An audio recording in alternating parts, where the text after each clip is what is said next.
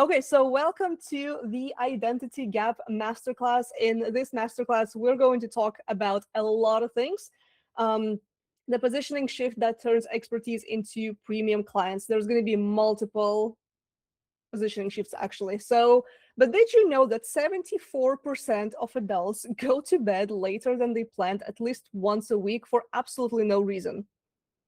I did not know this fact, but I do believe that it's because of their never-ending list of books to read, or maybe it is movies that they're watching, right? Personally, I've been such an avid book reader over the last year. So let me admit somebody to the room quickly, Angelique. Angelique, you actually came just at the right time because I'm starting the presentation with the fact that 74% of adults go to bed later than planned at least once a week because, in my humble opinion, I think it's because we're all reading books and we have a never-ending TBR, to books to read. I personally have about, I think, 570 on mine. I don't know when I'm going to read all of this, but I track my books on Goodreads, and I've read about 85, I think, 88. Amy says it might be a higher percentage. Yeah. I mean, I typically go to bed around 1 a.m. and then I wake up at 9:30, but as long as you get your 8 hours of sleep, you're good. Okay, so how do you get the most from the next 60 minutes? It's going to be between 60 to 90 minutes, as long as we don't yap for a long time. Be present. First of all, keep one tab open. I had to close all of my tabs personally because I know how computers, first of all, slow down, and then people have attention span, unfortunately, shorter than a goldfish, which is insane to me. Put the kids in the closets. Obviously, I'm just kidding, but if you get easily distracted by the kids, put them away, get them busy with something. Tell your husband to go watch Netflix or read a book, and set that smutty book aside. So if you're a reader, I was actually, before getting on this masterclass, I was like, let me just finish one chapter because I wanted to release myself from the stress and everything, and just to kind of ground myself, and it actually did really help. So engage. The chat is open. Drop any kind of observations that you have, or any like light bulb moments that come to you as you are listening. Anything that stands out, drop it in. Any thoughts that come up, feel free to share them. I'll be, I kind of look at the chat, but I'm more present here, but I will be going back to the chat at the end. Ask questions, share any of your reflections as well, and think rather than just absorbing, because I know sometimes we attend the master classes or free trainings, or we listen to podcasts, but instead of just taking notes, because there will be a replay, so don't try to rigorously take notes, because I can be speaking quite fast, so it's not easy to hold on, I'm gonna admit somebody quickly. It's not easy to take lots of notes and then have like a cramping hand. But I want you to think about what can you apply in your business, maybe in your life, something that you take away from this masterclass. Because every single time that I've either gone to events or gone to masterclasses or attend any kind of Q&A whatsoever, I always think about, okay, so what can I turn into the content? And then the other type of notes that I've been taking is, what can I actually apply into my business? And if something doesn't apply to you, that's fine. But I can guarantee that you're going to take away at least one thing from this class. Okay, so what we are about to declassify, why you are invisible to premium clients, and it's not about your content, your niche, or your prices. The 3 identity leaks that are draining your authority, and how to spot exactly which one is costing you the most.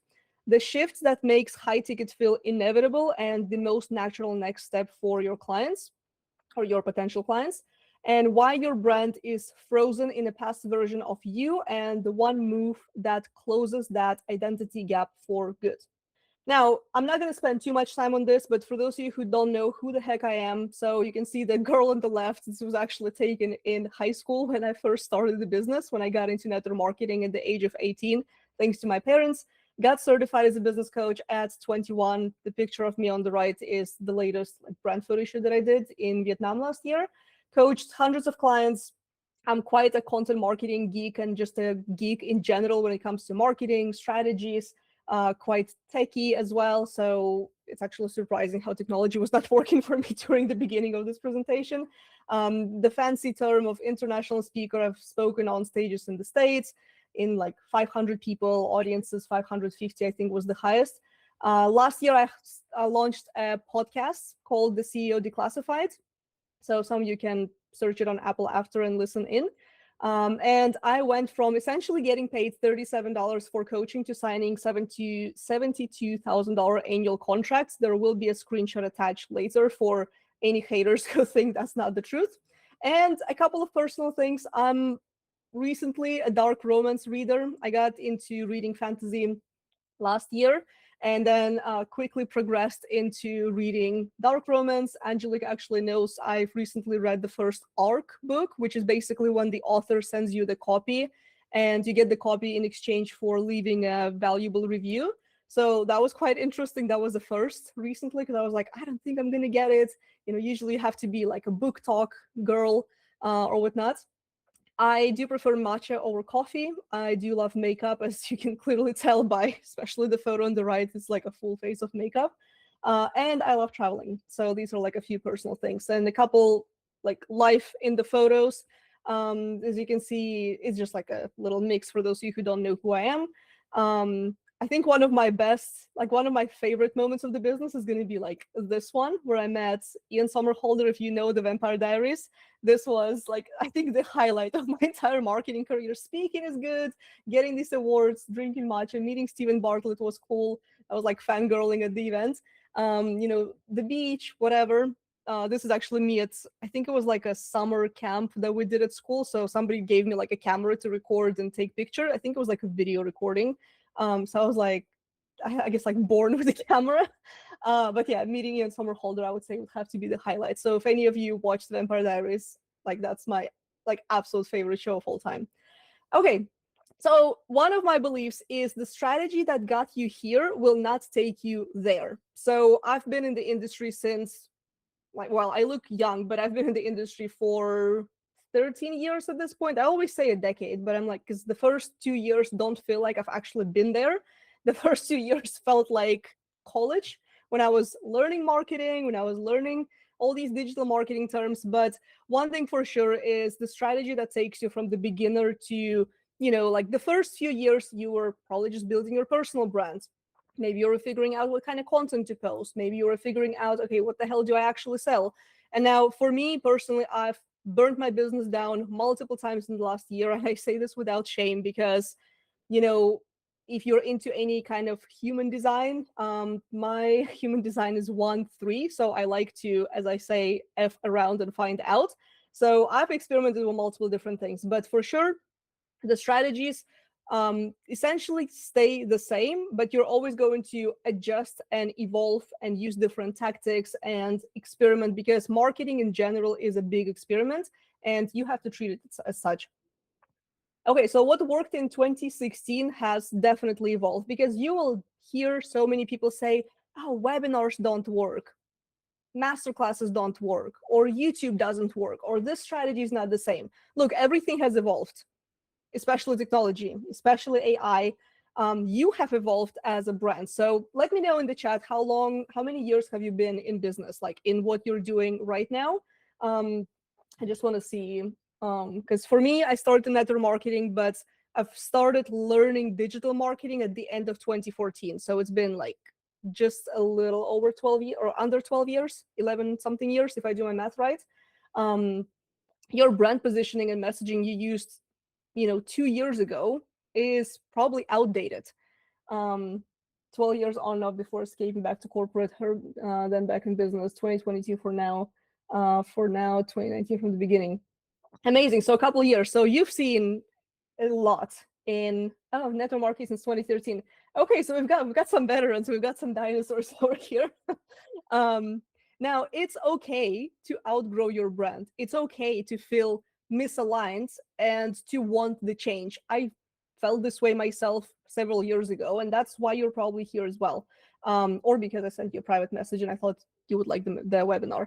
It's okay to outgrow your content. It's okay to also outgrow your mentors. I mean, in 12 years' time, chances are you probably have worked with multiple different people. I've worked with several different coaches, both one-on-one, in masterminds, in group capacity, in membership capacity, in everything.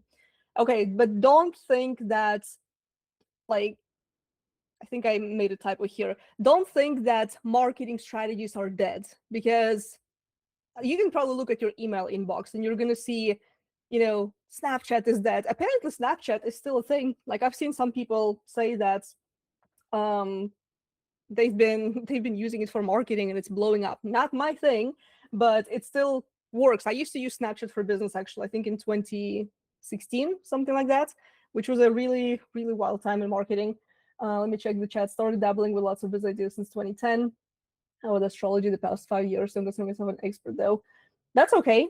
I mean, we're going to talk about that, okay? Or, some people say, oh, but nobody buys courses because of AI. We can just get all the information online.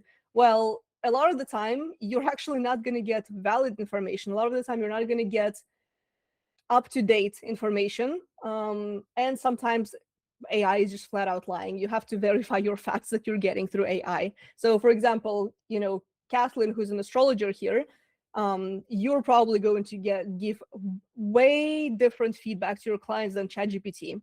Let's say if they ask you a specific question and then they ask it to ChatGPT and then they ask you based on your knowledge, your 30 years of experience, your knowledge about what's happening with the planets right now, like what the heck is with all this energy, plus the eclipse, like you're going to look into the currents. And I believe Claude, as much as I use it, I don't know if they've updated that, but I asked what date it is today, and ChatGPT is in the current reality, but Claude, at least a month ago, it was saying that it's still like in 2025. And I'm like, oh, so you're not going to get the current information a lot of the times, no matter how good these AI platforms go.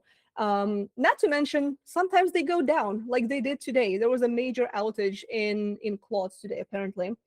So now, is your brand frozen in a past version of you? Now, the reason why I'm sharing this is because my brand fell into that trap about 5 or 6 years ago. So as a brand, you always evolve. You so far have become an expert at something. So even if you say, well, I'm not an expert at anything, chances are you know a lot more than you give yourself credit for. Like, give yourself an honest audit. What have you done in the last 5 or 10 years in business? Why have clients worked with you? Even if it is network marketing, like, give yourself an honest, maybe journal on that could be something worth journaling about, because we don't always give ourselves enough credit. Even for me, I've done lots of things in business, but then there are days when I'm like, oh, I don't know if I've actually achieved anything. And then I look through my phone gallery and I'm like, oh, never mind, never mind. So you are an expert at something. You have an evolved point of view. You have built likely a category of one brand, or you are on the way to building that. You hold bold views. Maybe you're not bold enough to share them. That's another thing. But how your brand still shows up today, it could be unclear authority. Maybe clients, something I hear amongst my clients, are like, well, they're still not sure exactly what I do. So it could be unclear authority. They're not sure entirely what you're doing. Maybe you've done several things. Maybe you've pivoted in business the last couple of years and it's, they're just not sure, right? You could have outdated positioning. So maybe you are, for example, way bolder today than you were 5 years ago, but you're still using the messaging from 5 years ago. And this is why, as much as I believe in content repurposing, and what I mean by that is you have, like, one of the strategies that I've been teaching over the years is you have a content bank where you have all of your topics, you have your content categories, you have all of those things. And then 5 years later, you're like, oh, I'm going to repurpose a piece of content. And then you'll read it and you're like, wow, this is actually shit. Like, this is bad. I was reviewing my content bank the other day. Some of the content from 2020, from 2021, 2022, even some of the content from 2024, I'm like, oh wow, like I can't repurpose that anymore, right? So okay, boldness has definitely been lacking. It's like you have to ask yourself, what happens if I share that bold opinion? Do potential clients run away? Like, what's the worst that can happen? That's my mantra for every single action. Every single time I overthink something, what's the worst that can happen? No one's gonna die. I mean, we're not heart surgeons, right? So that my current content isn't good. Well, the good thing is there's always room for improvement. You can always improve whatever you're doing. So even if, you're, let's say, you can say, well, my content sucks, like it's, like I don't know what I'm doing wrong. There's always ways to improve it. There's always ways to, either have somebody look at it or, even do market research, see what people are doing in your industry. There could be the low ticket perception. Like you maybe want to do high tickets, maybe you are a coach, service provider. Let me know in the chat what everybody is doing, so I can kind of get a feel of the room. I know we have a lot of like service providers, coaches, astrologers, or it could be generic content. It's like the feel good content, or I'm just gonna be nice, or it's like hey, like I'm just walking into the room. That's not the kind of content that's gonna get you noticed. And the distance between who you are and how your audience perceives you is that identity gap, and especially the confidence to show up as your most audacious self, like while thinking what's the worst that can happen. Because I held back some of my bold opinions before, and when you share them, like when I noticed, I'm like, okay, so if somebody gets pissed by that, then it's their problem. They're not my people, and it's okay to repel people as a business owner, as a coach. Hello, Sue Crochet, Amigurumi, Animal Patterns as Digital Products, Work Class Sales Mentoring, Premium Client Retention, Human Behavior, Trustworthy, Helpful, Good at Explaining, Good at Selling. I don't see that. Okay, good feedback. Thank you guys for letting me know in the chat. Now, you don't really outgrow your business, because I've mentioned several times before that I've burnt my business down, but your identity always outgrows your positioning. It's not that your identity changes completely, but like I always give that cheesy example of your version 1.0 to your version 2.0, which is why I gave like the example of myself visually, because visually you do also change as an entrepreneur. And I do believe that like you always get hotter as well in the process. So your identity always outgrows your positioning, which involves your branding, your content, and your offers, as well as the audacity to charge high ticket, which is something we're going to talk about as well, if that fits your business model. Heart surgeons. I love to give that example because all of us, like, Patsy does crochet, Amy does, sales mentoring, Elspeth is in the crypto space. Like, no one's gonna die. You know what I mean? Like, unless you do something shady, which none of you are, thankfully.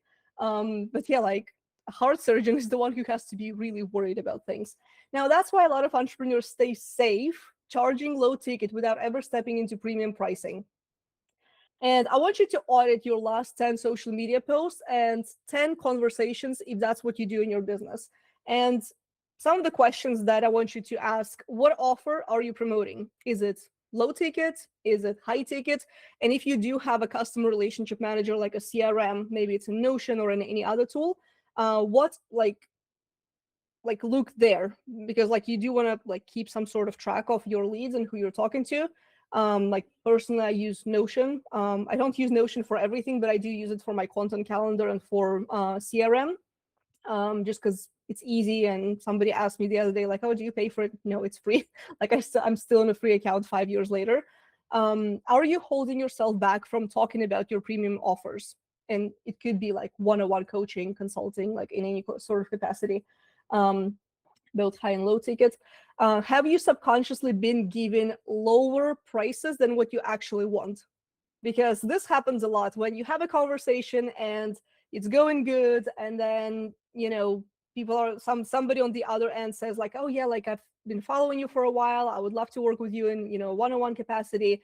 And then all of a sudden your like inner judgment goes, oh, maybe I should drop the price. But then when you drop the price, if you charge, I'm going to give my personal example. If you've been in the industry for 5+ years and you're only charging $200 an hour, you're doing yourself and your clients a disservice. And I've been doing this for a very long time myself, and it really ruins your authority. And I'm not going to say it's hard to get out of that, but you need to spend some time of like rebuilding that authority before before clients actually pay you premium pricing, because it's really easy to fall back into the old pricing because you're like, oh, but I don't know if anyone's actually going to pay that. You shouldn't be judging your audience. You don't know, but you do know the kind of transformation that you deliver to clients. Let me quickly look at the chat. They were low ticket, but great smart healer archetype. Yeah, I know, Angelique, you launched that group. That's awesome. 20 minutes after I launched. Yeah, so Elspeth, prejudging what people can afford, this is none of our business. And sometimes you judge because you assume that, oh, like, I don't know if people can afford a 5K offer.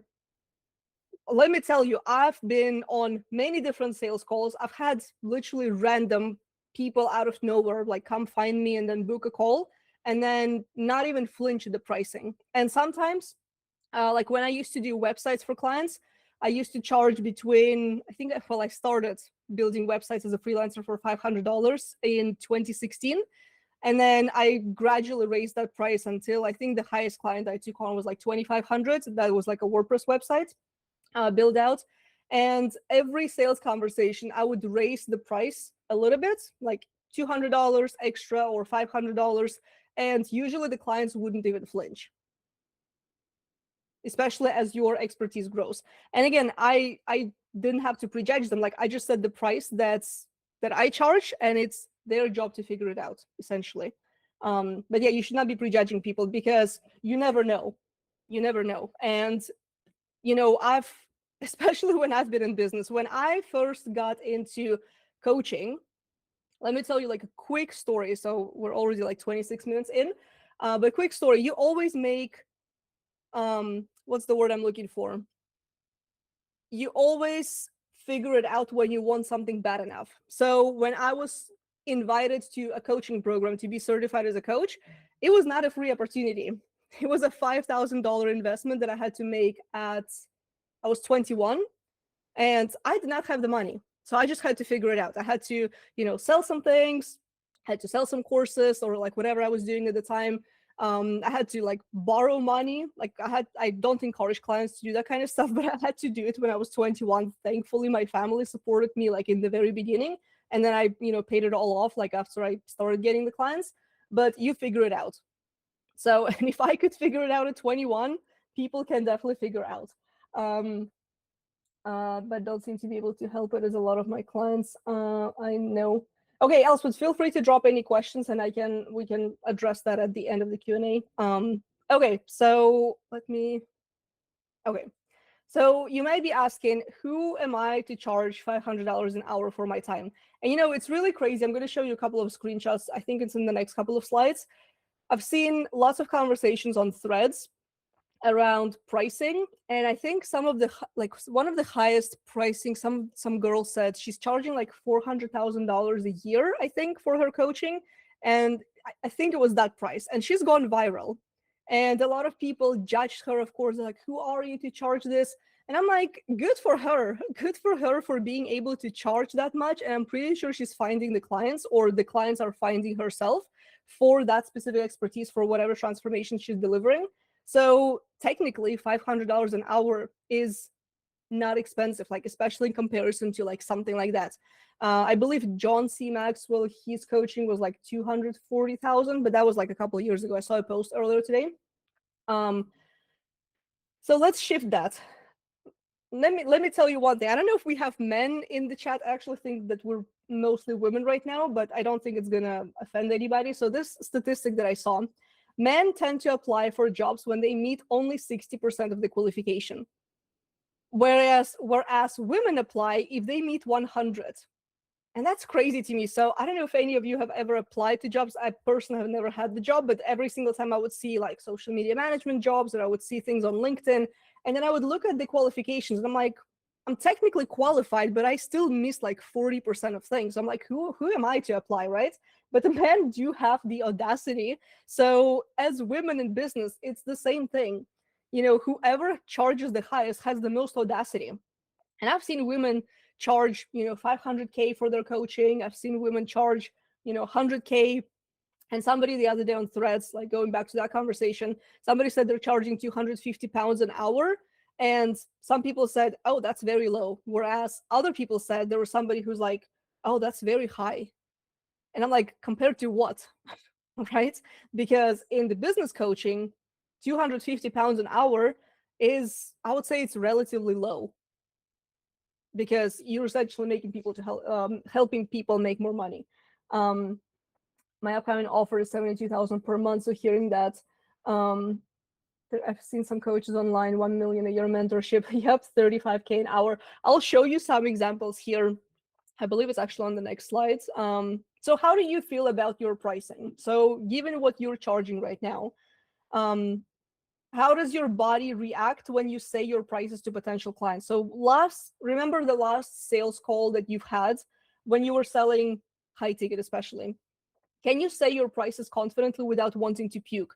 And with one of my first mentors, actually, when I was first learning, the coaching and sales and pricing, and he literally said, I'm like, how do I charge? Like back then, I couldn't fathom charging $200 an hour for my time when I was like 20. And he said, what's the highest price that you can say without wanting to throw up? Like with a straight face, like without wanting to throw up. That's like my addition. But he said, what's the price that you can say with straight face? Because your goal is not to convince anybody. Your price is your price. Your price is not defined by your audience or by whatever they can afford.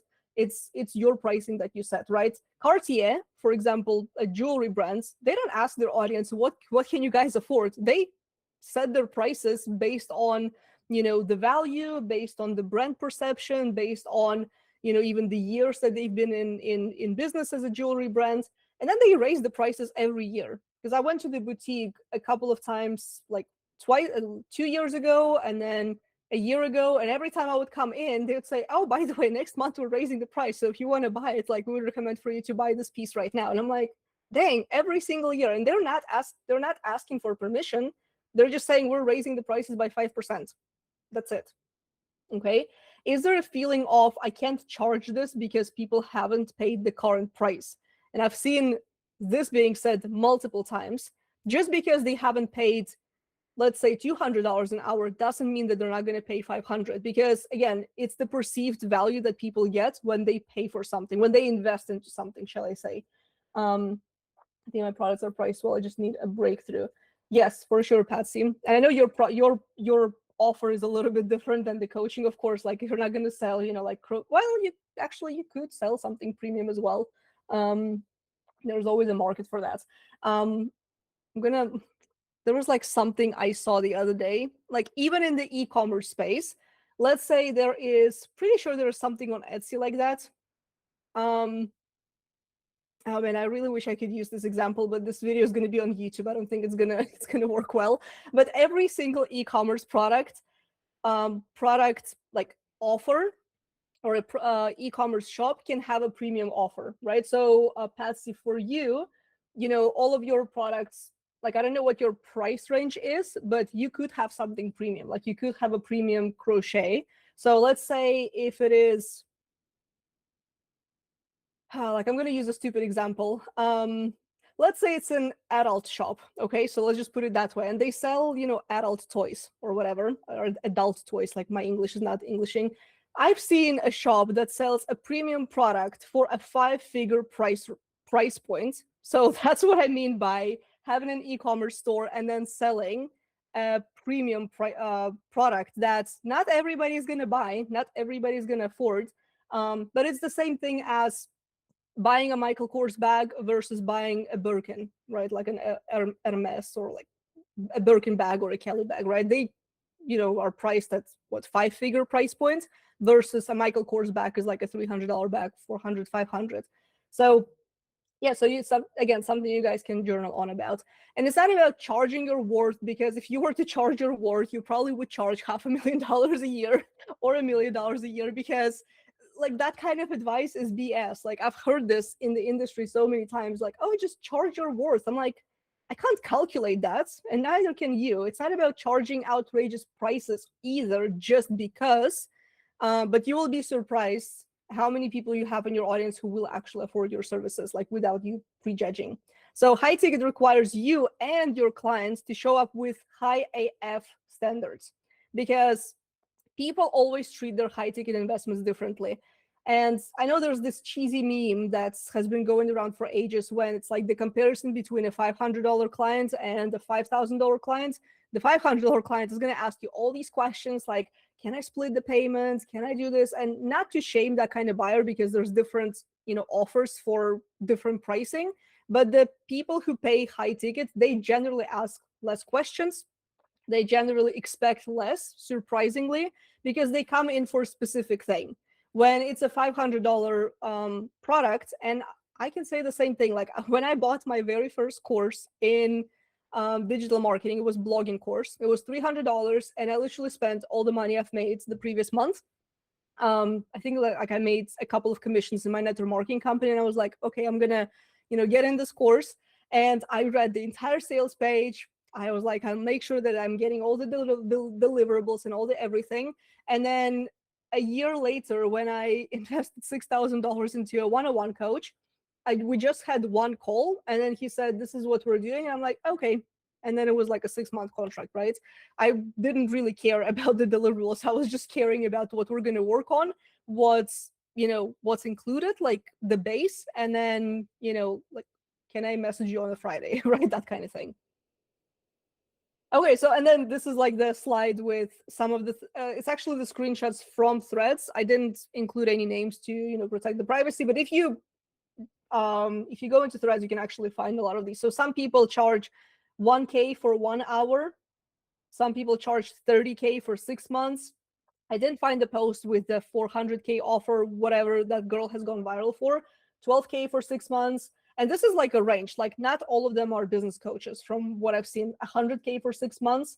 And then screenshots from my contract that I mentioned that I was getting paid essentially $72K for the year. So it was like I was essentially a consultant / educator for a network marketing company. So yeah, people charge all sorts of different prices, and you have no reason not to. Now, there's 3 major identity leaks that could be keeping you stuck, which is actually the beef of this masterclass, why you came here. So let me know in the chat, first of all, like if you have any like major light bulb moments, aha moments. So I see Amy noting.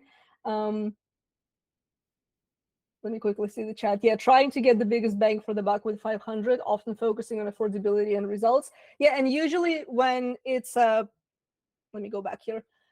Usually when it's a client who is lower, they do ask all sorts of questions. Again, it's valid and it's okay, but they usually expect a lot more. So they usually expect as much as you would deliver in a $5,000 container. Okay, so if you have any questions, guys, feel free to drop them in the chat. I will be going through the chat in detail after. So the first identity leak is the positioning leak, because people can't immediately tell what you do or who you are for. And it could be, like, oh, like, but I help everybody. Well, yes, you could work with everybody, but you want to be like, usually you're going to want to work with a specific person. Maybe it's a specific personality, maybe and it's not necessarily like, oh, like this is my perfect client avatar. This is the kind of person that I'm working with. It's not about that, because you all here are very different people, but we just happen to be connected online, right? For probably a very long period of time at this point. Like I've known a lot of you actually for several years now. So you could be doing complex explanations or like over explaining yourself and what you do without having a clear statement. And it could be one of those sorry, let me take a quick sip before. It could be one of those statements when you specifically say, I help XYZ person with XYZ problem, or like solve specific I help, XYZ solve XYZ without so-and-so problem, or like without doing something, right? So who do you help? Like, who do you work with? And sometimes the issue with that is like you could be perceived as a cheaper option, and then you would end up competing on the price, especially when you can't clearly communicate who you are for, and what is the one issue, the one problem that you're solving for your audience. Authority leak is number 2. Your expertise isn't necessarily packaged into a clear offer. So you might have like multiple different low ticket offers, it's cool. It's good to have them. It's good to have like different funnels. But there's this one phrase, like one offer, one funnel, one audience. As much as I have been kind of like a rebel and not necessarily followed that advice, but in the beginning, you do need one offer. You do need one preferably high ticket offer, because I gave this example. I think yesterday I did a Facebook Live, and I gave an example of a $50 offer versus a $5,000 offer. It takes the same effort to sell a low ticket offer as it takes to sell a high ticket offer. But it takes a different amount of effort to make the same amount of money. So let me give you that example again. So $50, let's say you need to sell 100 units, and sometimes you may not even have 100 warm people in your audience. Depending how many people you have in your audience, like you could let me know in the chat. But if you have 1,000 people in your audience, could you find 100 buyers? Probably yes, but it's going to take a lot of effort. And just picture this. Let's say it takes you a 30-minute sales call to sell a 5K offer. 30 minutes, yes, there's maybe like a little bit of build up to that. You have conversation. Maybe it's somebody that you met 2 years ago. It's somebody who knows you. Like usually it's going to be warm people that buy. Sometimes cold people are going to buy as well. Like that happens too. A lot actually. But then when it comes to selling a $50 offer, let's say you have to jump on 30 calls if you're using sales calls to sell that. If I do my math right, so 30 sales calls, 50 sales calls. No, it's probably going to be more than that, actually. If you, hold on, let me do my math right. $50 offer, it's too many numbers. So there's 100 sales. You're going to have to jump on way more calls to sell that. But even if you were to ace and get 100 out of 100, 100 calls for 30 minutes, that's like what, 3,000 minutes? That's hours of your time. Why would you want to do that? Right? Versus getting on a 30-minute call and selling a 5K offer. So, okay, so going back to the authority leak. So your expertise needs to be packaged clearly into a specific offer. So again, you don't want to be over-explaining your value. You don't want to be competing on prices or deliverables, because again, and all of these leaks are also connected, and you may not have a signature framework or specific perspective or your point of view. And the narrative leak, that's where the content comes in. So your content only communicates information, and that's kind of a problem as well, is when you get into the teaching mode constantly through your content, always doing tutorials, always doing the how-to content, always doing in your free content more than what you're doing in your paid programs. So educational content has a place to be. Whoever said, oh, educational content is dead, BS. It's not that. It has to be a part of your strategy, but it shouldn't be the only type of content that you create.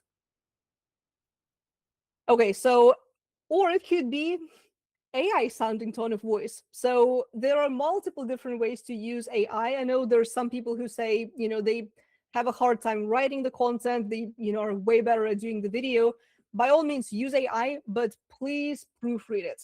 Please proofread it and eliminate all the BS that it's using. It's like, and it's not even the term that goes like the sentence structure. You don't need this, you just need this. Like, that's, in my opinion, that's fine personally. Like, as long as you don't overdo it. Personally, that's how I've always used to write. So when people say like, oh, like this is such an overused sentence structure, like if you use it in every single piece of content, like as like a lot, then it's going to be noticed. But also eliminate the jargon from your content, because sometimes we try to be super fancy, and I've done this myself as well. Like in the last year, I've built out my brand like around the theme, around the investigator theme, which is literally coming from my human design. But there have been times when I would be too fancy and then it wouldn't be clear about what the heck I'm doing. So I did a few things. So like CEO confessions, that was pretty clear. Like CEO declassified the podcast was pretty clear. But if I was to do some sort of like interrogation room, that would be like, WTF is that, right? So you don't want to be too fancy. Speak like you're actually speaking with people in real life. Like when you go to an event, or when you go to, even try going to an online networking meeting and pay attention to how people speak. If they use, this like elevator speech that's perfect and polished up, it doesn't sound natural. Like I wouldn't tell people, oh, I'm like a content investigator. I'm just going to say I'm a business coach with a no BS approach, right? Actually, that rhymed. So, and you want to make sure that your content has some emotional imprint, and again, a unique point of view. Because the one thing, and I think it's going to be throughout this presentation as well, is AI, it can create quality content, like especially Claude, in my opinion, can create really good content. But it lacks perspective and it lacks opinion that you hold. And especially if there is, for example, trending news that you're using inside of your content strategy, which I've personally always loved using, like any kind of major events, anything from the pop culture. I know a lot of people are talking about Bridgerton right now, which I really need to watch season 4 and like not to use in my content, but like to watch it, and then like sometimes I would talk about the series or whatever. um, AI is not going to give you a really good perspective. It's going to give something very generic, and it's going to give something that's from the internet, but anything that's from your brain is always more valuable. And what I found after, using AI to create content and then creating on my own, when people say, oh, like the engagement is so low, like, well, because it's robots talking to each other on social media, that's why. But and I've noticed this with my own content, right? Oh, we're like on slide 33. When I noticed that with my own content, I used AI last year in 2025 in particular, especially when I was doing like all these business transitions and getting out of the service provider more into the coach identity. And I was like, okay, like I needed some help because my brain was not like functioning to the fullest capacity. So I was like, okay, let me dump some ideas into AI. And then like it was creating some content, I think over the summer. And then the engagement was okay, but every single time this year I write everything myself, the interaction is very different and it's noticeable. And usually people can also tell. Whoever says like, oh, you can't tell it's AI, usually I can tell. And the reason for that is when you know somebody on a deeper level, even if you know somebody in person or you've talked with somebody over Messenger, I don't know about you, but I usually pick up the cues pretty quickly. I'm like, oh, like she's using those kind of words, or she's using those like sentence structures. So, or like she's speaking with this kind of energy. So, and when you actually type your content like you're speaking, you can pick up on people's accents even. So that's what people told me in the last few years. Like, oh, I can read your piece of content in your Russian accent. They're like, it's so weird. I'm like, well, yeah, because I wrote it. So people can really pick up on energy through your content. Now, the identity recoding shift, how do you get out of those, identity leaks? So first of all is the upgrade. You get to decide who you are now, not who you were 2 years ago. And it usually just starts with a decision. It's not about like, oh, I'm just gonna go get banks, right? But like, who you are today, as a person, not even as somebody who's like a business owner and this and that, who you are on a deeper level as an identity. Offer repackaging, that's where we actually look into what are you offering, where does your expertise lie. So it needs to be structured into a clear outcome, a signature lens, how do you look at whatever it is that you're looking at, and a defined buyer. So for example, for me, I'm a business coach. My signature lens, I do everything through content marketing because I personally believe that it's the most important thing that you have in your business, besides the personal brand, besides, everything else. Like you can have shit graphics, you can have iPhone photos, you don't need any of the fancy stuff, but you do need to have a solid content strategy. You do need a way to communicate what your brand does and what your offers do for your audience. And not to mention, every single time people say, oh, you don't need social media, you don't need to create content. And I'm like, well, that's a surefire way to ruin your personal brand or to damage your personal brand in a very deep way. Because if are like consistent for a month and then you're gone for 2 months, that also ruins your authority.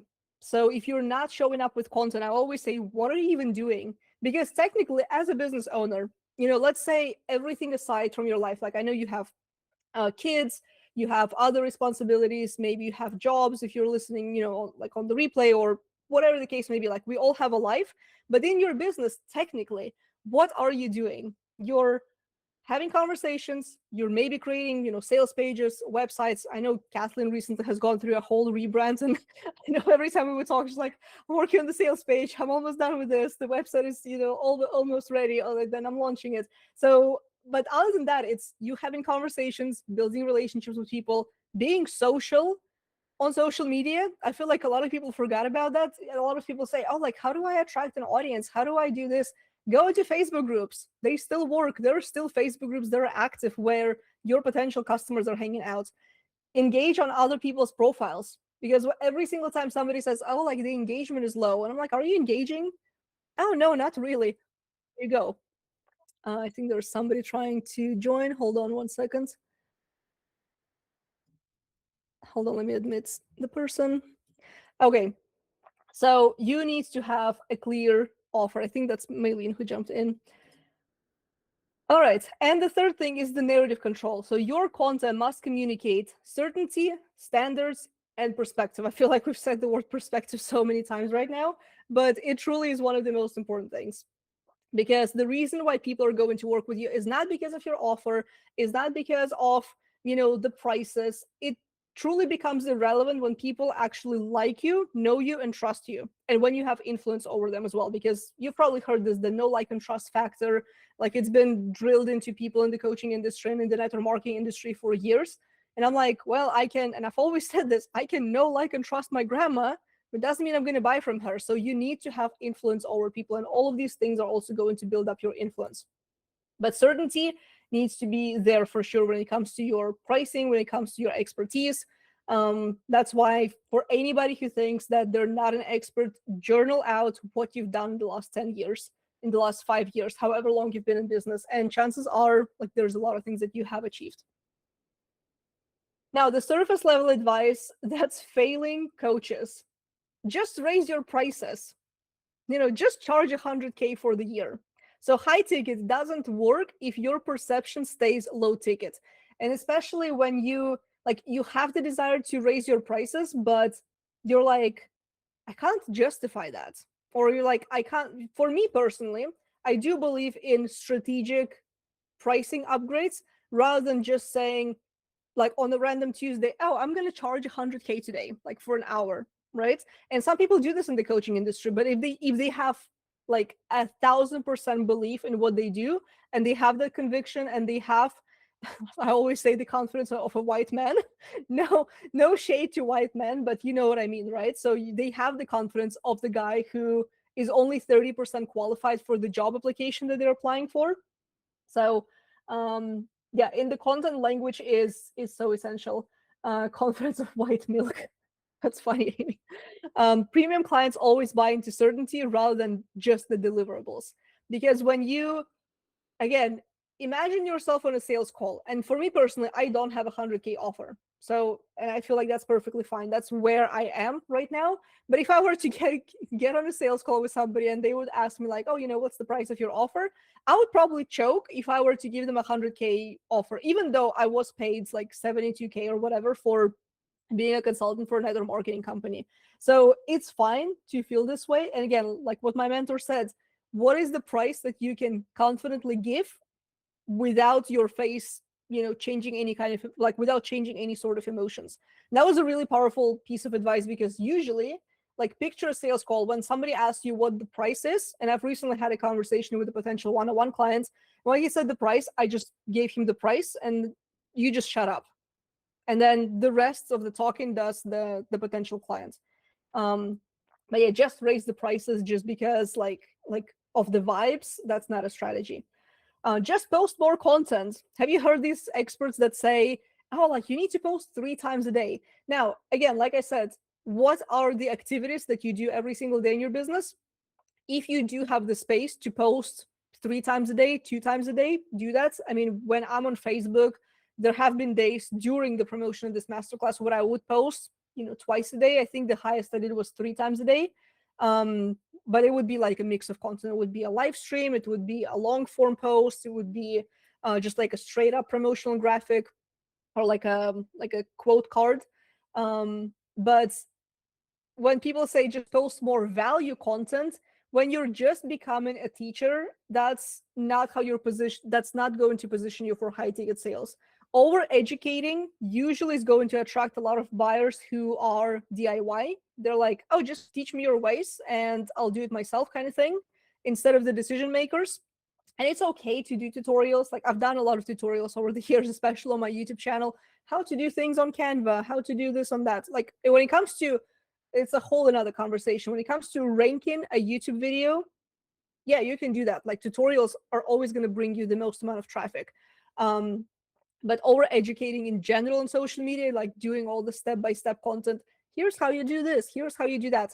Now, first of all, it's not going to position you for high ticket sales. And number two, a lot of people just aren't going to do anything about that content. So, and it doesn't really share, it doesn't really, like, it does say like, oh, like she knows her thing, cool. But some people will literally say like, oh, I'll just follow that and I'm not going to hire her. And then teaching too much, like I said, dilutes your authority. You must be using AI. So you've probably heard people say, you know, if you're not using AI, you're crazy, like all this technology, like so many people are going to be out of business. Now, it's true, it is affecting the work of everybody. But like I said, the problem with AI is that it lacks perspective. And that's where you essentially come in. Premium clients value your way of thinking a lot more than any sort of AI. And again, I'm going to give a specific example. I can ask something to ChatGPT. What do you think about this? It's always going to say, it's amazing, great, brilliant idea. Love that. I love when somebody agrees with me, right? But that's not when I'm going to get real feedback. When I come to my coach and I say, I want to do this, and if she says, like, that's BS, like, that's actually going to dilute your authority, that's a way better feedback. Because, again, ChatGPT doesn't really know my business. It doesn't really know what's currently going on in the coaching industry specifically, you know, where I'm in. But again, premium clients will always value your way of thinking. And my personal belief when it comes to, you know, selling coaching, when it comes to selling any sort of services, people will always buy into you first, and they will always buy into who you are over somebody else. Because people always say, you know, oh, like there's like a million different coaches, you should be charging less because there's so much competition. No, I don't care about the competition. I have the people who actually like what I do, who like my personality, who may not relate to somebody else who's charging lower, for example. So Amy says, almost like teaching so much gives the impression that one is trying to prove they know. It's kind of like what's that movie, Catch Me If You Can, with Leo DiCaprio, where he would read the next chapter and then come into the class and teach it. And then the next day he would read the next chapter. Have you guys seen this? So again, it's kind of the same thing. Like, you're just like being one step ahead, but in reality, you're just like reading it like a class book. And I'm going to sound like an asshole, but I've never, like every single time I've never gone to university. First, let's set something straight. I don't have anything against universities, but it's always been really interesting to me when I would think about like a business degree, right? Or like if there even is one. Imagine a professor who teaches a business, but he doesn't actually do the business. He's just reading a class book. Class book, is that what it's called? So it essentially would be the same thing. Like, just post more value, just be a teacher. Like, teachers aren't always experts, in my opinion. Again, like, very different example. Now, why is it hard to fix this alone? Because you typically are too close to your business. That's why I've always been a big believer in coaching. So, you know, some people say, oh, you know, every advice, everything comes from within. And usually, yes, a lot of the things do come from within, and a lot of ideas come from within. But then when it comes to, yeah, like, he's a professor instead of a businessman. But when it comes to actually getting like is this the right thing to do? How do I actually strategize? How do I go about this? How do I go about my messaging? How do I go about my branding? What kind of piece of content do I create? Does this piece of content actually speak to the potential buyer? So we don't always see that. That's why I've always said coaches always need coaches. Just like a social media manager is always going to need their own social media manager. A therapist is not going to give themselves a therapy session because they're too close. They don't, like, we're like this with our business, right? Or with whatever it is that you're doing. your audience essentially sees, and let me give you another example. Not sure if it's a good one, but a fitness coach would most likely need another fitness coach, because when you're doing a specific exercise, if you need to tilt your leg to another side, like, you don't always see that yourself. So I would imagine that every single fitness coach also needs another one to actually like fix your posture. Like, they see what you don't see when you're like lifting, or which angle are you using whenever you're like lifting, 5 kilograms of like whatever weights, right?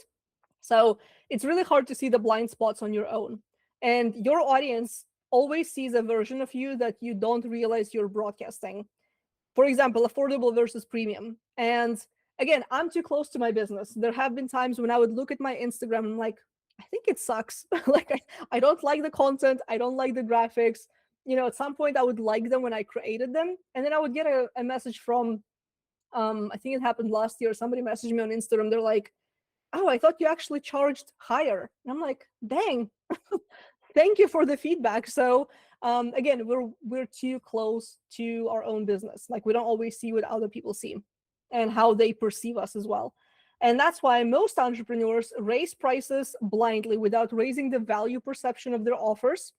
They post more content thinking that it will solve the lead generation problem. They're like, oh, they look at this. It's like such a stupid example. It can work, but it usually doesn't. When they say, oh, like, I got 200 views of my Instagram reel. If I post 3, it's going to be 600 in total. So that's how I'm going to get my reach up. Well, the problem is it's going to be the same freaking 200 people that see that piece of content. So you're not really fixing anything by posting more. You need to actually look at your entire strategy. So it's not going to fix the lead generation problem. But when the positioning is essentially weak. And some bros are going to say, you just need to work harder. Like, you're not working 24/7. What is wrong with you? So some will say that's the way to go, instead of actually recalibrating their identity. You're welcome, Elspeth. If you had any questions, feel free to drop them, or feel free to message me later. Now, quick reality check. What type of client would look at your profile and think you're for them? And you guys can journal on it after the masterclass as well. What price point would they subconsciously box you in based on what they see?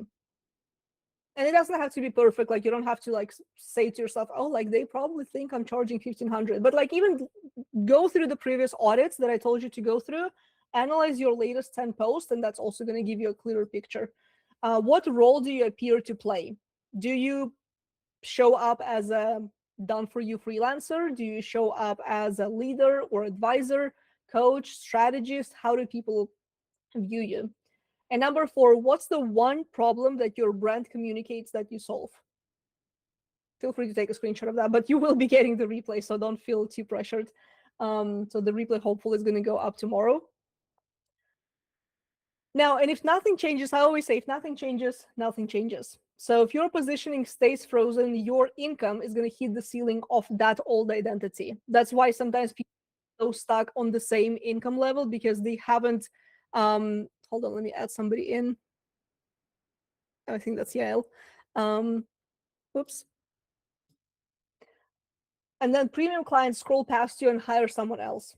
Or you keep explaining your value instead of being the sought after coach. Now, the question is, do you break that gap by yourself, or will you do it with the support you know that you and your business deserve? And what happens when that gap closes, the identity gap closes, when your positioning matches your brand evolution? Like I said, when you're not showing up as the person that you were 5 years ago, but you're showing up as the person who you are today. Like I said, the specific example, when you are reusing a social media post from 2 years ago and then wondering why it's not landing, it's because you should not be repurposing that old post. Your positioning has changed, your messaging has changed, your offers are probably different as well. Just like I told you, I looked at my own old posts and I'm like, I can't repurpose that. Like, it's a whole different language. And then there are some posts from last year, and I'm like, oh, that's actually really good. So don't go through your content bank if you have one and take something from 5 years ago and reuse that, because it's just not going to work. And you also might cringe, because that's how identity evolution and brand evolution works. You will cringe. Like, I have cringed multiple times. I actually shared something in a membership community. I might actually post it on my stories later. It's talking about identity. 14 years ago, when I was not in business, I posted this meme, and it literally would be like a character that's an onion, like an onion head. And every day I'm chippling. That's the kind of meme I used to post on social media. Of course, that was way before business. I was 17 years old.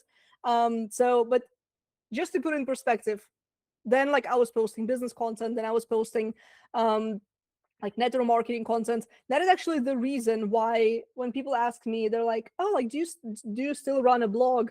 And I'm like, I used to have a blog in the network marketing space, but if you go to my website right now, you're not going to see that blog because it's irrelevant. I think last year I did a full audit of my website, and I'm like, I can't have those articles anymore. Like, what's the point of that? I don't work with network marketing industry anymore unless it's a network marketer.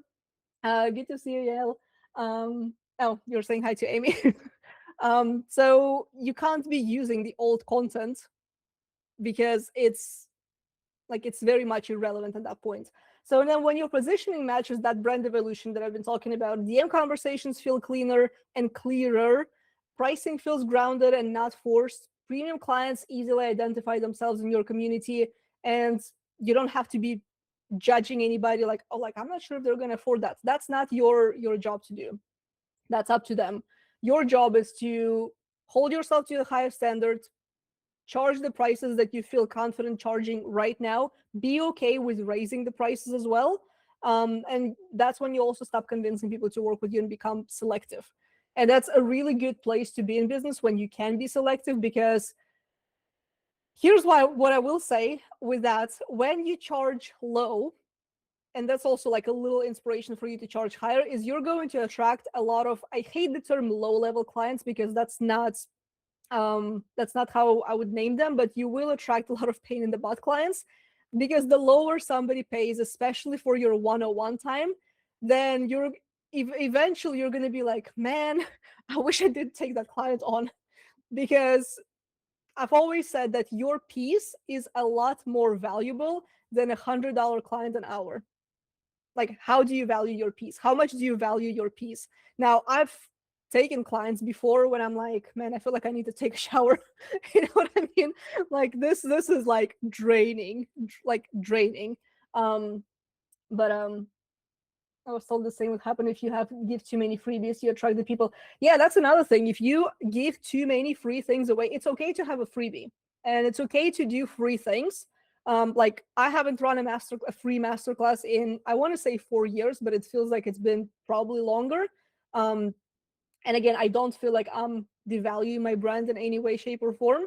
But it's essentially gathering everybody here and bringing in a lot of knowledge, like from the last decade or so.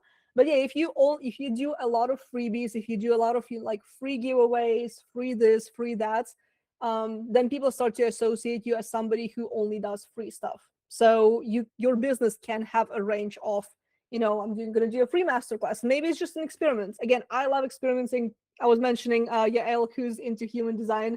When we had a conversation, I'm like, I like to F around and find out whether it's a free masterclass. Next time I could do this kind of masterclass for, I don't know, $19 and see how the audience reacts.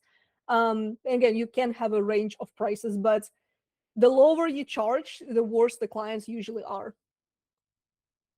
Now, your next step, so let me know in the chat if it's been helpful so far. Let me know if anything resonated. I've seen some of you, like I see Amy, I see Kathleen in the video. I've seen like some of you taking notes.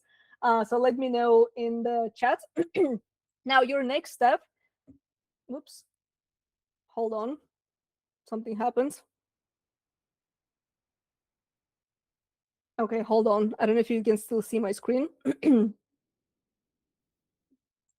Okay, let me just do, for some reason it really blew up and I'm like, I don't know how to make it smaller. Okay, so it's just zoomed in. So your next step, I've put together a free 20-minute brand assessment. I've opened up my calendar for the next 2 weeks. So we're going to jump on a free 20-minute call. We're going to identify your biggest identity leaks. I'm going to pinpoint what's not currently working with your content, clarify your positioning, look at your pricing. Maybe it's time to raise the prices as well. Map out your next strategic move and then determine what's next for you. Now, this is for you if you know your business is ready for that quote unquote next level. You've done explaining your expertise. You're like, I just want to attract the clients who are going to not only afford me, but who are going to easily say yes to my offers. This is also for you if premium clients feel like they're just like so close and like you can almost touch them, like they feel like they're one shift away. You're willing to be honest about what's not working. Because if there's one thing that I will do on free calls within paid containers, I'm always going to give you the no BS advice. And if you're ready for that kind of honesty, then the brand assessment is going to be for you. All you need to do, go to jelinaostrovska.com/brand. I can probably put it into the chat. I'm trying not to like touch anything, not to like remove the screen share. But yeah, so go over to the link. If somebody can put it in the chat while we're on live, I would really appreciate you. And if you're going to be watching this on the replay, then it's going to be in the description on YouTube below. Okay, hold on. I shouldn't be clicking on my presentation. It keeps doing something. Now I see it blown up, like, but you should be seeing it. Okay. Okay, so free brand assessment, jelinaostrovska.com/brand. Now we do have some time for the Q&A. We're actually really good on time. I expected it to be way over an hour, but we're 17 minutes in. So you're welcome to unmute or use the chat for questions. Thank you so much, Amy, for dropping the link into the chat. So yeah, my calendar is wide open for the next 2 weeks, so feel free to book yours. I forgot to add the screenshot on here. So there's like 3 questions that you'll need to answer. There is like your name, email, the basic stuff, your social media channel where you're the most active, your biggest goal that you're working towards right now, make it as specific as you want, and then why do you think that what's preventing you from hitting that goal? Let me take a quick sip of water and then I'm going to catch up with the chat. Yes, thank you. It goes to a Calendly link, but the Calendly link is ugly, so that's why I gave you the website link. I know my last name is a rough one, but it's still easier than. I was like, no. Hey, after a while, it becomes quite easy. After a while, like I remember 10 years ago when I started in the like coaching industry, people would be like, "Oh, it's so hard to spell," and then after a while, they're like, "Oh, it's so easy. Never mind."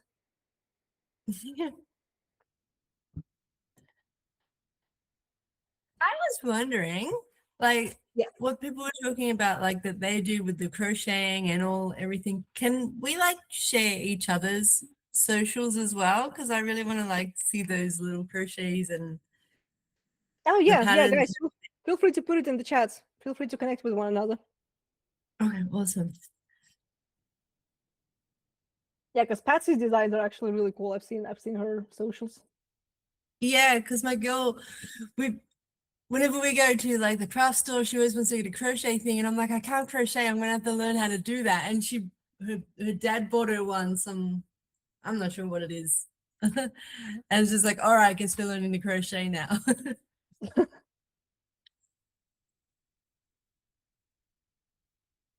Okay, I'm catching up with the chat right now. Uh-huh. If any of you have any questions, feel free to unmute, or Kathleen, I don't know if you had any other questions.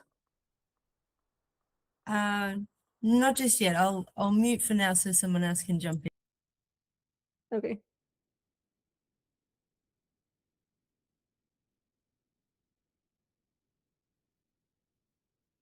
Yeah, so Elspeth was saying she does both high and low tickets. Okay, that one I've seen. Angelique prejudge. Yeah, prejudging what people. I prejudge based off what I can afford. It doesn't seem to be able to help as many of my clients I know.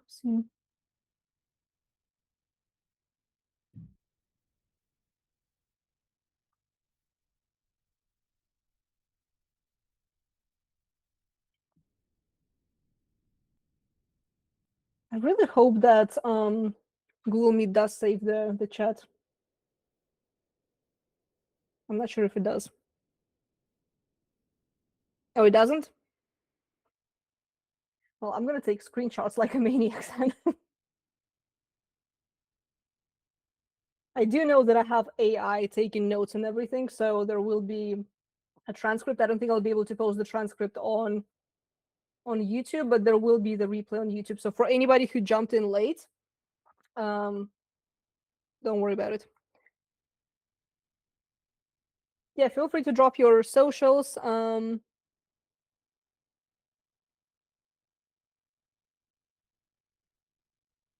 If there's no questions, guys, we're gonna call it a night. I know it's actually very different timing right now for everybody.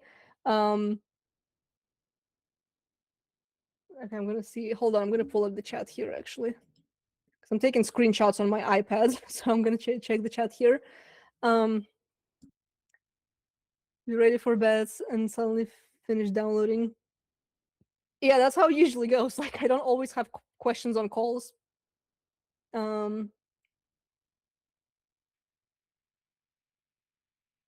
Yay, amazing. Yeah, I'll look forward to speaking with you.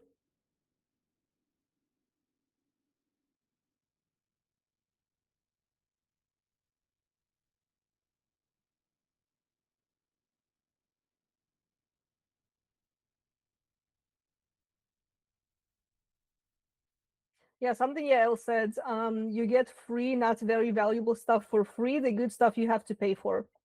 That's usually how it goes. That's why a lot of people have said in the coaching industry, like, oh, yeah, catch the replay. A lot of people say like, oh, like freebies don't work. You don't need freebies. Now, when you're in the beginner stages of your business, or if you're, let's say, selling high ticket, you know, just recently restarted your business, you're like, I just want to book my 101, then you technically don't need a freebie. You don't necessarily need to, like, it's not a need to build an email list, but it's always better to start sooner rather than later. But like even with the master classes like this, you're always going to have a landing page. You're always going to have an email attached of some sort. So it's always going to, you know, like grow your email list this way.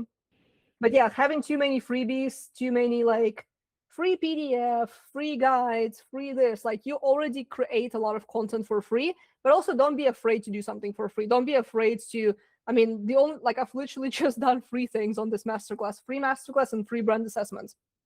So don't be afraid to hold back, especially in the era of AI, because a lot of people say, I've actually recently talked to an AI engineer and he's like, information is a commodity right now. And I'm like, well, it is. Like, people technically shouldn't be asking like how to do something, but not all of us are using AI. Like, just by a show of hands, like who is using AI right now actively? Like, meaning, I see Catherine's like, because it's not always good. Okay, yeah, I know you're using it. So I know for you it's really helpful to like organize the thoughts and everything. So how long does it usually take to see results after implementing? Patsy's asking. So after implements, it always depends. I'm gonna be the kind of coach to never give you a guarantee, like, oh, like it's going to work exactly in 90 days. But the way that I've always worked as a coach, I always say the work you do today is going to produce results 90 days from now. And that's coming from my network marketing days. It can work faster. I saw your face just like, it can work faster. But if you're a complete beginner, now I started from zero. I didn't have an audience. I always said I was too Russian. My accent was bad. Like you would not understand what I was saying. Like if I can find like old YouTube videos, but it was not good. But it really depends on like what you're implementing, like what kind of, because I mean, you can land a high ticket client or 3 high ticket clients tomorrow and things are going to shift, right? You can have a 20K launch next month or at the end of the month. So use it to code my landing pages to make it much easier. Yeah, so you're probably using Lovable. I've recently heard about it. I know Claude can do a lot of coding. But yeah, like if somebody told me like Lovable like builds really quick landing pages. Late to sleep. So yeah, Patsy, if you want to unmute or if you want to ask like question, like a follow-up question, like implement what exactly, I can give you like more information. Again, it depends. I know with your crochet, it also can be very different. Like when Can I just tell you something? When you see bro coaches, like that's what I call them, when they tell you like, oh, I can help you make 10K in the next 30 days. BS.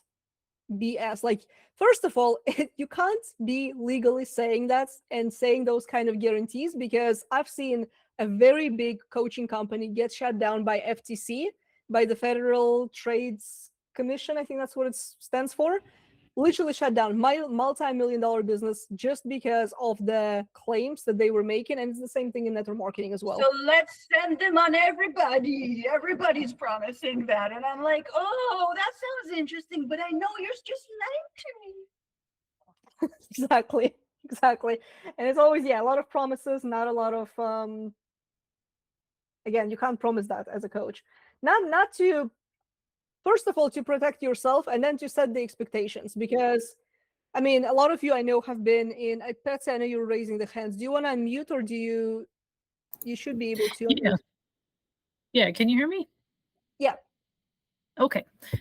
So I don't seem to understand how to use the data that's being collected in Instagram or Facebook to understand how, or I should say, when is the optimal time for me to post my content. And I don't do a lot of short video, so it's a lot of static posts. And so I feel like I'm just guessing. So 1 month I'll say, okay, I'm going to post at this time for Facebook, and I'm going to post at that time for Instagram. And then I kind of just sit back and wait. So that's what I mean by, like, how often does it usually take to see if that's actually giving you some results? Because I don't feel like I have enough followers on those platforms to get like the deep analytics that I need. Yeah, I understand your question. So there's going to be some coaches who will tell you, oh, you need to post on Tuesday at 1 p.m. On Wednesday, you need to post at 2:30. And on Friday, you need to post at midnight. Okay, so that's BS, again, in my books. Now, what I used to follow is you have this graph on your Instagram analytics, and it typically tells you, I think the time there is Pacific Standard Time. So it does tell you kind of like you see a spike usually.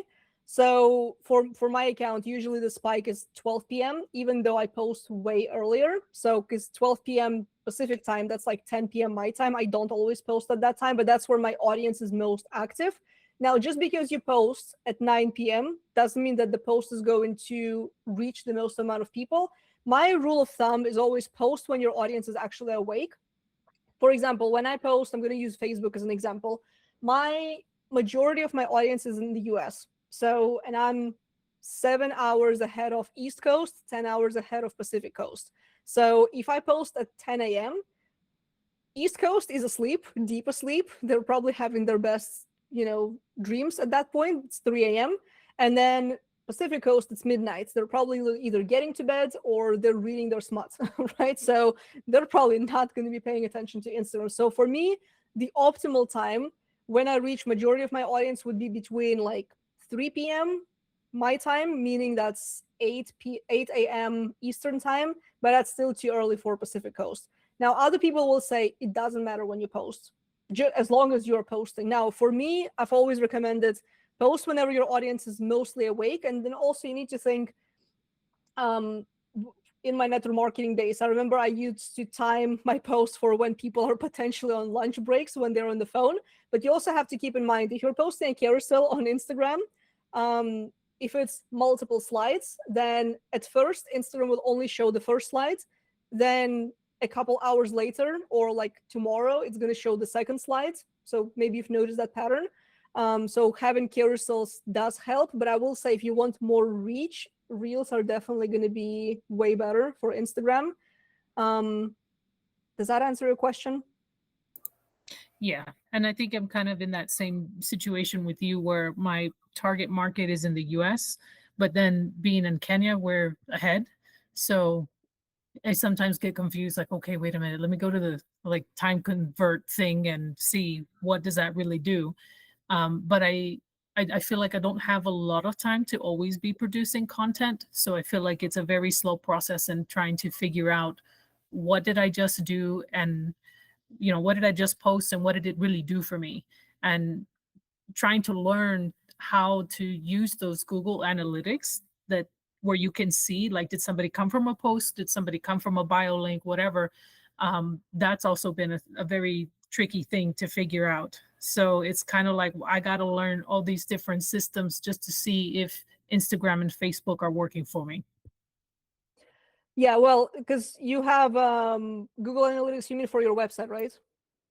Right. So if I'm trying to drive traffic to a website, either it's for, you know, an opt-in to grow the email list or to launch a product, I want to be able to see, like, are they really coming to my site from these posts? Because if I'm just saying like, yeah, that's probably right, I'm going to be wrong. Yeah, well, that's good because you need to know where the traffic is coming from. And I would also say Instagram, and this is not to discourage you at all, but Instagram can feel like a full-time job, especially when you're creating the graphics. And like you said, you can't always be creating the content. And just for your industry, not to give you more work, but I would experiment with a platform like either Threads, where you can showcase your designs, because on Threads you could go viral way quicker. Not that it needs to be a strategy like, oh, I just want to go viral, but Threads does push a lot of content, and especially like for your niche, like it's very niche and not a lot of people are creating. Like there's not a lot of crochet creators from what I've been seeing. And then the other platform is Pinterest. Like some people say like, oh, Pinterest is dead, like OpenAI is about to buy it. Hasn't bought it yet. People are still getting the traffic. So for something like business coaching, like, yeah, people have been on Pinterest, but like recipes, anything creative, Pinterest is still there. Now it's still, you still need to do the SEO research, you need to do the keyword research, make sure it's optimized, but it would live on the platform a lot longer. One thing that I would actually give you advice on, this is something that I have set up. You can set up, just Google or ask ChatGPT how to do it, which tool to use. You can set up all of your Instagram posts to automatically go to Pinterest. So that way, every single time you post an Instagram post, it goes to your Pinterest.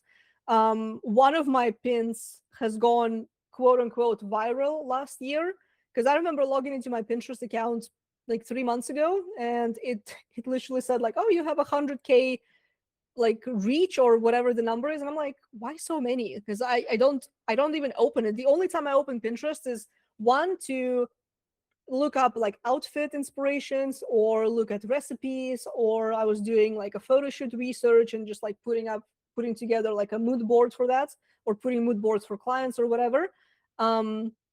And then I saw like one of my posts from Instagram reached 69,000 people, and a lot of them visited my website, and I'm like, oh, so it's still a thing. And mind you, that was like, you can't replicate that. That's not necessarily strategy, but it will save you some time just to put up the post that way to Pinterest.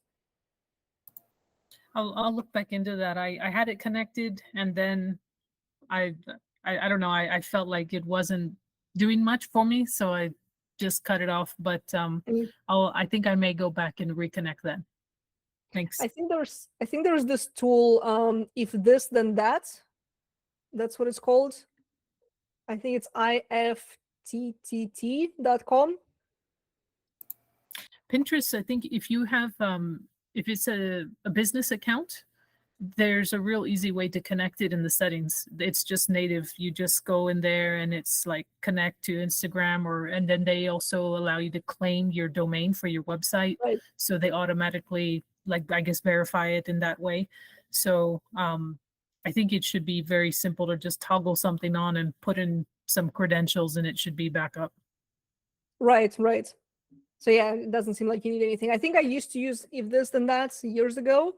But yeah, you're right. You can claim your website and you can connect it to Instagram. I think you need like a business account for that, and you can open up the analytics as well. Yep. Yeah, so something Angelique said, I've seen my post sometimes reach someone 2 weeks later, even if they're on every day. So the algorithm definitely has cycles. Yeah, that's what I've been noticing a lot with Facebook and with Instagram, is that there are some days I open it up and it says even like a post from last year, just because somebody went and commented to reactivate the post. That's something you can do on your old Facebook posts.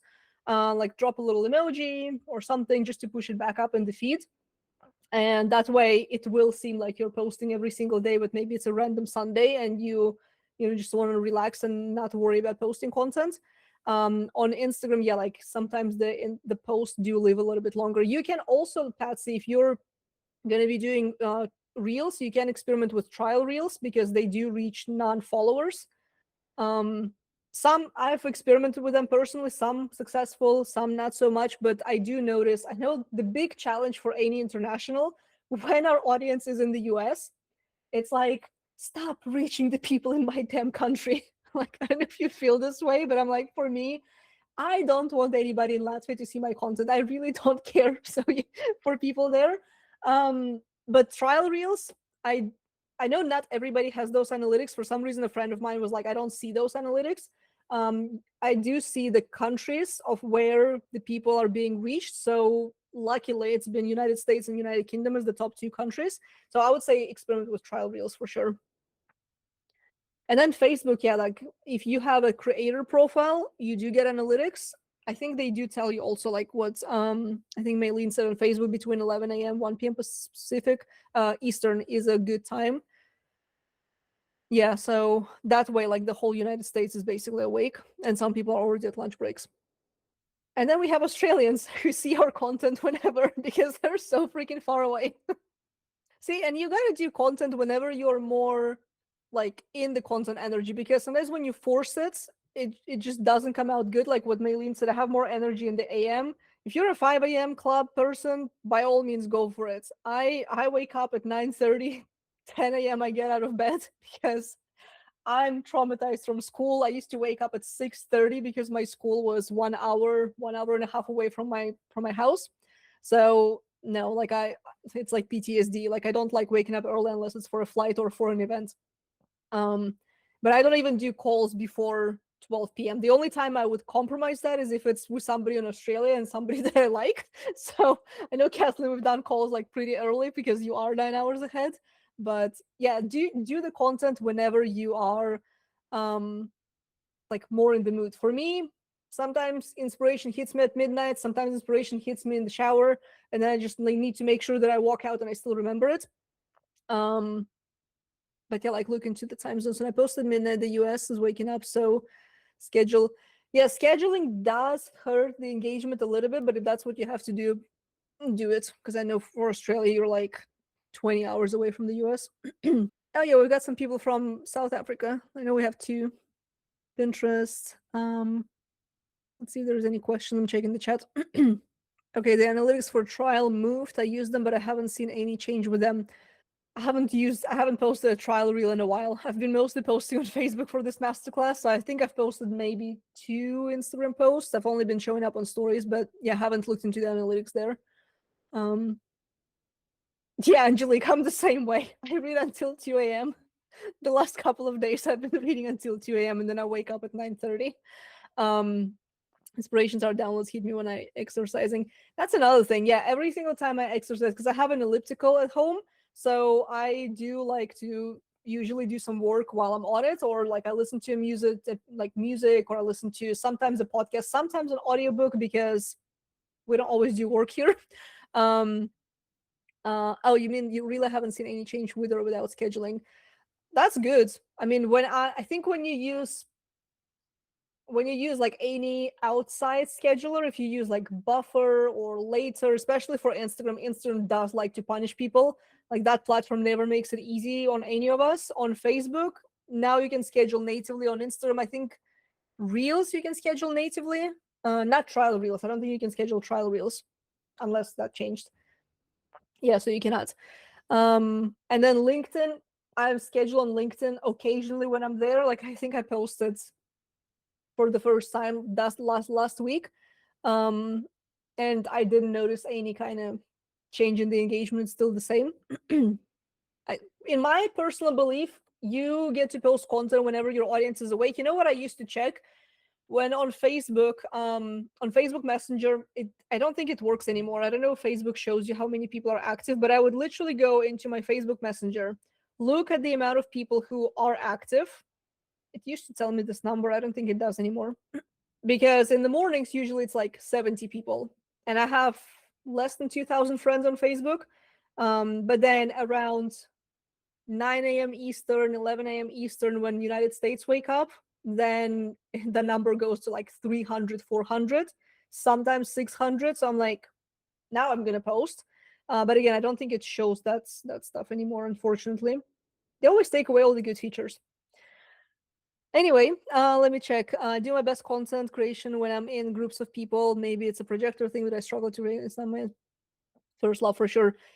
I'm not sure if it's gonna work for you, Maylene, but I like to pay attention to the conversations. Like every single, because I know you do a lot of networking, you go to a lot of online networking events. Pay attention to what people are saying, because a lot of the times that would be really relevant to the work that you do. Because the best content is not from AI, it's not from ChatGPT, it's from what people are actually saying. And if you're doing calls, one thing that I did do is take transcripts from, I can probably take transcript actually from this masterclass after and run it through ChatGPT and tell it like, please squeeze in the post out of this piece of content. So that way I don't have to manually, because I used to, back in the day before we had ChatGPT, I used to print a transcript from a call and then go through it and highlight things. So we don't have to do that. So that's a good use of AI these days. Yes, there's going to be a time change. So United States, for some reason, they're going to be moving doing the spring forward. I think it's this Sunday, right? And then Europe is only going to be doing that at the end of the month. So 3 weeks, we're going to be closer by an hour. Yeah, 8th of March.